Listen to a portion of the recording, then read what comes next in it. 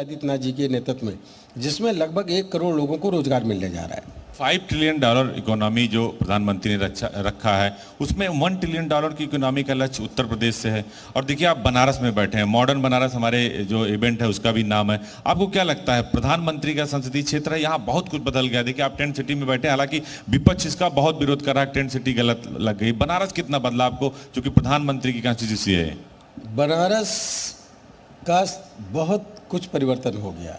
बनारस धीरे धीरे करके पूरी दुनिया में ऐसे ही प्रसिद्ध था बाबा विश्वनाथ जी की वजह से, लेकिन आज ये स्मार्ट सिटी के रूप में विख्यात हो रहा है। और जहाँ की गलियाँ बेकार थी, जहाँ जाने के रास्ते नहीं थे, तमाम ओवरब्रिज बन गए, चौड़ी सड़कें बन गई, टेंट सिटी बच गया। सुबह बनारस आरती होती है, शाम को भी इतना बढ़िया बन गया है। और जो कॉरिडोर बन गया है, लोग आराम से जाते हैं, अपना वहाँ पर दर्शन करते हैं बाबा विश्वनाथ जी के। बड़ा परिवर्तन हो रहा है। मैं तो कह रहा हूँ इसके लिए मोदी जी आए काशी की ओर और काशी चला विश्व की ओर, इस तरह का एक कॉन्सेप्ट तैयार हुआ है।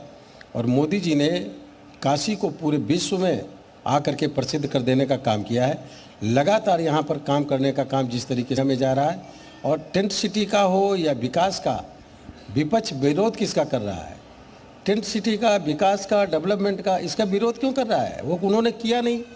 विकास होने से उनको परेशानी हो रही है, इसलिए कि विकास हो जाने की वजह से जो आम जनता है, जो मिडिल क्लास है, मिडिल लोअर क्लास है, जो भी समझदार आदमी हो, वो बीजेपी के साथ खड़ा हो रहा, मोदी जी के साथ खड़ा रहा, और यूपी में योगी जी के साथ खड़ा हो रहा। विपक्ष को इसलिए परेशानी कि आने वाले समय में उनकी जातिवाद की, संप्रदायवादी जो राजनीति है वो खत्म हो रही है, क्योंकि मोदी जी ने नारा दिया सबका साथ, सबका विकास, सबका विश्वास और सबका प्रयास। अयोध्या, मथुरा भी विकसित हो रही है। अयोध्या की भी हम बात करें, 2024 तक राम मंदिर का निर्माण कार्य फर्स्ट फेज का माना जा रहा है कि पूरा हो जाएगा। 2024 में ही लोकसभा चुनाव भी है, तो ऐसे में अन्य मुद्दों के मुकाबले, क्योंकि आप धार्मिक आयोजन भी लगातार कराते रहते हैं, आज लोगों को महत्व पता चल रहा है कि फेस्टिवल क्या होते हैं असलियत में।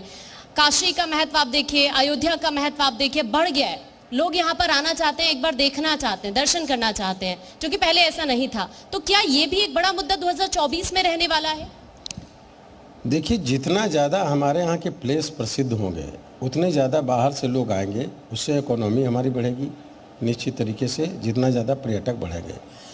इसलिए ऐसे स्थानों को डेवलप करना, विकसित करना हमारी सरकार का काम है। सरकार ने इसको बना करके रखा है। साथ में पूरे देश को विकसित करने के लिए, अभी आज़ादी के अमृत महोत्सव में 75 साल जब पूरे हुए, तो आदरणीय प्रधानमंत्री जी ने प्रत्येक जनपद में 75 अमृत सरोवर बनाने के निर्देश दिए, और बन रहे हैं, जिससे पानी का लेवल ऊंचा उठाएगा। कैसे प्राकृतिक खेती हो, यानी जो डीएपी खाद है, केमिकल खादें हैं, यूरिया खाद है, इनका उपयोग बंद हो। केमिकल खादों का जब उपयोग बंद होगा तो जो नेचुरल फसल हमारी होगी, पैदा होगी, वो लोगों को बीमारी से बचाने का काम करेगी। तो इस तरीके से भारत में एक बड़ा परिवर्तन हो रहा, और इसीलिए आगामी 25 साल का जो उन्होंने कार्यक्रम एक विकसित भारत का तय किया है, उस विकसित भारत के से ऐसा लगने लगा विपक्ष को कि आने वाले 25 साल तक के बीजेपी ही सत्ता में रहेगी, जिसकी वजह से, डर की वजह से विपक्ष बार बार मोदी जी पर हमला करता है, योगी जी पर हमला करने का काम करता है। विपक्ष के पास ना कोई विजन है। लेकिन सर, आपने जो फार्मूला अपनाया है ट्रिपल टी, ट्रेड, टूरिज्म और टेक्नोलॉजी, इसके बदौलत क्या आप $1 ट्रिलियन की इकोनॉमी यूपी में और $5 ट्रिलियन की इकोनॉमी देश में पहुंचा देंगे? और देखिए, विपक्ष एक और आरोप लगाता है आपके ऊपर कि आप सब कुछ धर्म के पीछ पे लाते हैं और उसको राष्ट्रवाद से जोड़ देते हैं, और वो आपकी पीछ पे ही सेल्फ गोल कर देता है। देखिए, धर्म माने क्या है? धर्म माने है कि हम अपने कर्तव्यों का पालन करें। धर्म का माने का मतलब ये नहीं कि किस किस की हम इबादत करेंगे। धर्म का माने है कि हम अपने कर्तव्यों की, अपनी ड्यूटी का पालन करने का काम करें।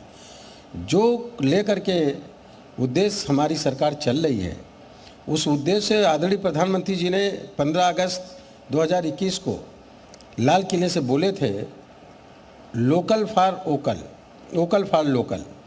स्थानीय सामानों के बारे में प्रचार प्रसार, उत्पादन। इसका नतीजा निकला, करीब 300 प्रोडक्ट ऐसे थे जो हमारे देश में नहीं बनते थे, हम विदेश से वो आयातित करते थे, आज हम अपने देश में बना रहे हैं। आज 50 देशों में जो हमारे रक्षा के इंस्ट्रूमेंट्स हैं, हम उनको निर्यात करने का काम कर रहे हैं। प्रधानमंत्री जी का कहना कि इतना काम करना अपने देश में कि वोकल फॉर लोकल जो है, लोकल फॉर जो वोकल फॉर लोकल है, स्थानीय सामान का उत्पादन का इतना हम उत्पादन करें कि वो लोकल फॉर ग्लोबल बन जाए, पूरी दुनिया में हम उसको सप्लाई करने का काम पूरी दुनिया में करें। One district one product UP में एमएसएमई विभाग यही काम कर रहा है।